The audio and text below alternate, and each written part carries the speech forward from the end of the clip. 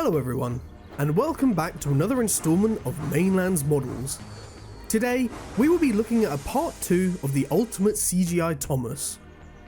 As this is a part 2, make sure you check out part 1, where I go into detail about some of the features I've implemented into the model.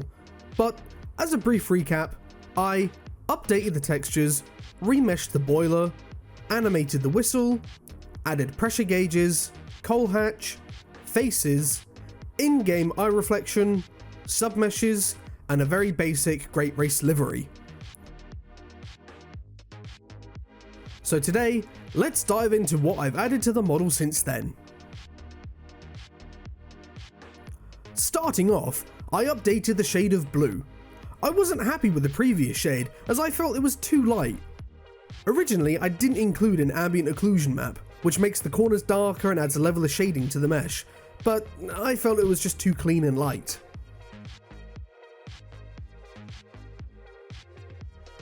I've updated the coal texture to include a bump map, so you can see individual lumps of coal.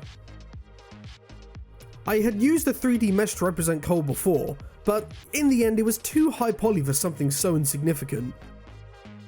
Speaking of something insignificant, I've added pressure needles, so now it looks like that the pressure gauges are being used on a real working steam engine.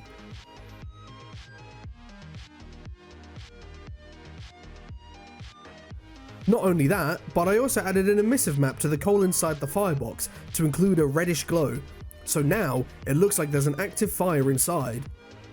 Adding a bloom effect with reshade and an in-game spotlight, I can achieve a fairly convincing firebox glow. I had a tinker with the eye mesh reflection too. I made it a bit smaller and fade it out a bit more.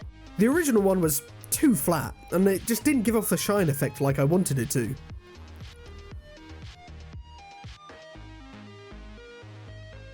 Something that took the longest was a whole new set of liveries, each one painstakingly remade to be as accurate as possible to the ones worn in the show. An issue I knew I would run into is the running board. Because it's a submesh, it can't be livery swapped with the menu provided, so each time the running board has to match the livery, it has to be a separate submesh. At the moment there's only 4, and maybe more when I do some more liveries. The snowplow is a new submesh I've added too.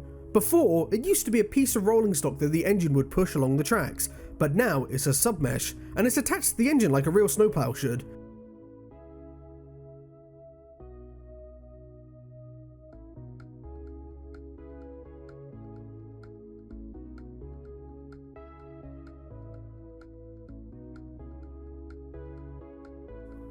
And one of the last things I want to show is the amount of faces that Thomas has. I've tried to make as many as I can to fit scenes that we might write in the future for episodes, but this is the set that he has at the moment. I might add more.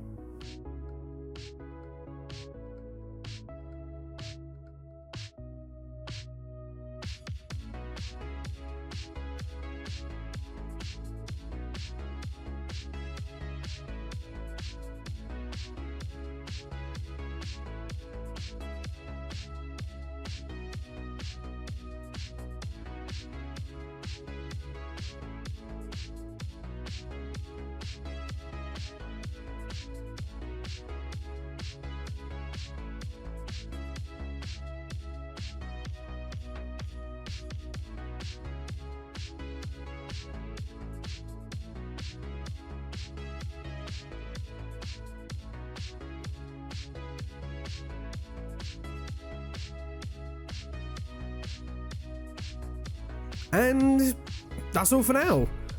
What I plan on doing next is a few more liveries and a few submesh additions, but other than that, he's pretty much done. Thank you all for watching, and let me know in the comments on who you'd like to see next time. Until then,